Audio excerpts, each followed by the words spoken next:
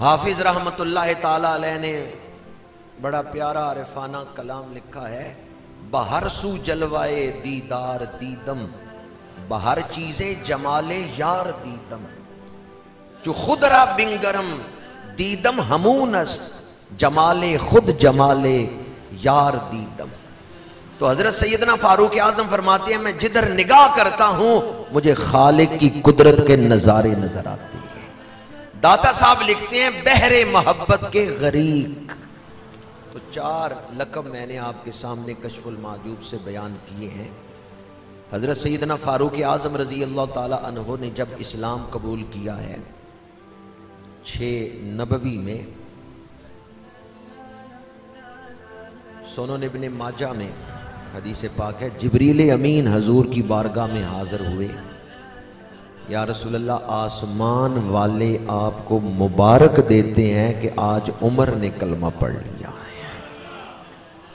آج آسمانوں کی مخلوقات، آج 7 آسمانوں کے فرشتے خوشیاں منا رہے ہیں کہ عمر آپ کا غلام بن گیا ہے۔ جن کے کلمہ پڑھنے پر آسمان سے مبارکیں آئیں، جن کے کلمہ پڑھنے پر آسمان والے خوشیاں منائیں، ان کے کلمہ پڑھنے پر ہم اہل ایمان کو بھی خوش ہونا چاہیے یا نہیں خوش ہونا چاہیے؟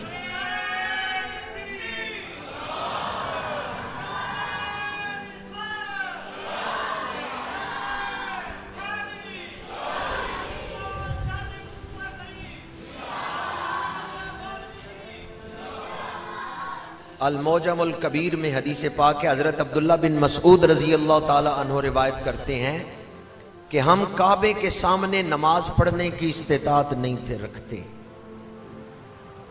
لیکن جب عمر نے کلمہ پڑھا تو ہر آنے والا دن اسلام ترقی کرتا گیا ہے۔ یہ حضرت عبداللہ بن مسعود رضی اللہ تعالیٰ عنہ کی روایت ہے المعجم الکبیر میں، اور دیگر بہت ساری حدیث کی کتابوں میں۔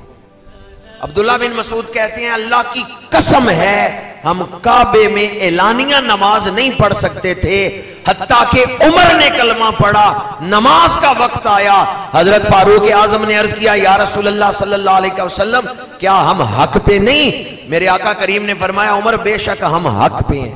یا رسول اللہ پھر ہم چھپ کے کیوں نماز پڑھیں؟ آج ہم حرم میں جا کے کعبے کے سامنے کھڑے ہو کے نماز پڑھیں گے، میں دیکھتا ہوں مکے کا کون سا سورما ہے جو میرے نبی کو وہاں نماز پڑھنے سے روکتا ہے۔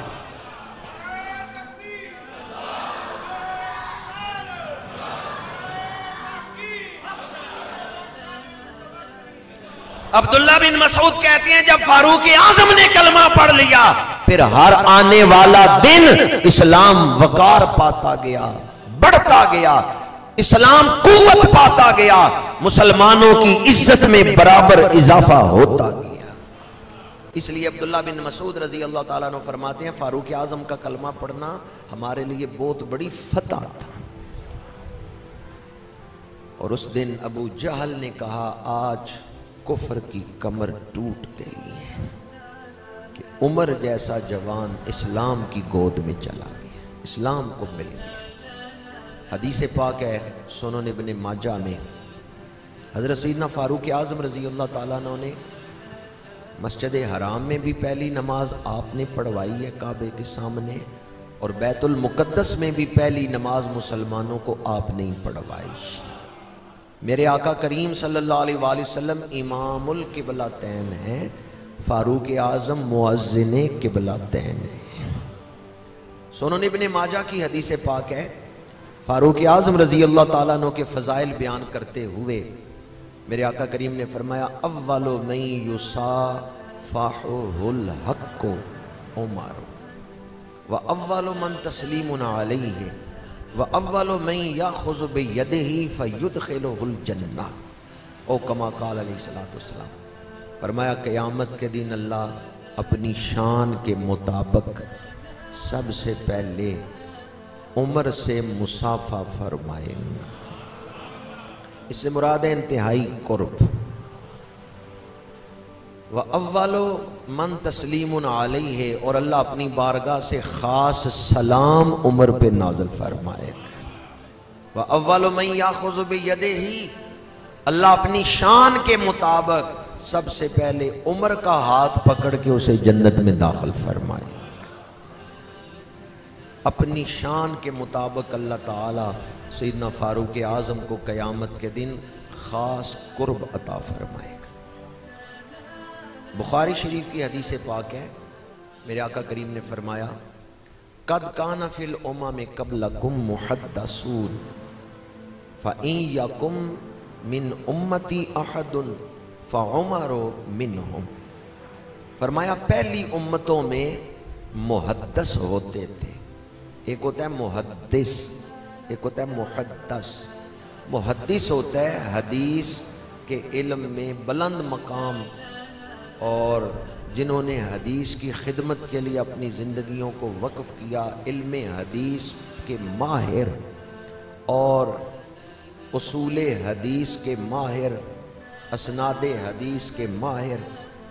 محدث کا تعلق علم حدیث کے ساتھ ہے. محدث جب دال کے نیچے زیر ہے تو پھر معنی علم حدیث کے ساتھ وہ جو خاص تعلق ہے، اس میں جو مہارت ہے اس حوالے سے.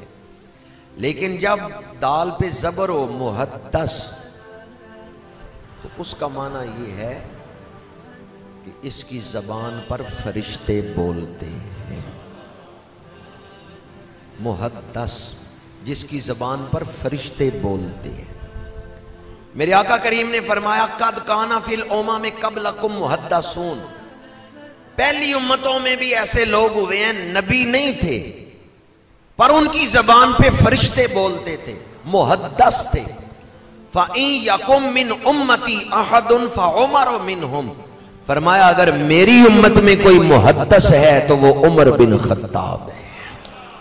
عمر کی زبان پہ فرشتے بولتے ہیں. اس کی تشریح کر رہا ہوں لفظ محدث کے حوالے سے ہی. قرآن پاک میں اللہ کریم نے فرمایا أَفَمَنْ شَرَحَ اللَّهُ صَدْرَهُ لِلْإِسْلَامِ فَهُوَ عَلَى نُورٍ مِّن رَبِّهِ. اللہ جس کا سینہ اسلام کے لیے کھول دیتا ہے وہ شخص مقام نور پہ فائز ہوتا ہے. جس کا سینہ اسلام کے لیے کھل گیا وہ مقام نور پہ فائز. کس مقام پہ فائز ہے؟ یہ مقام نور کیا ہے؟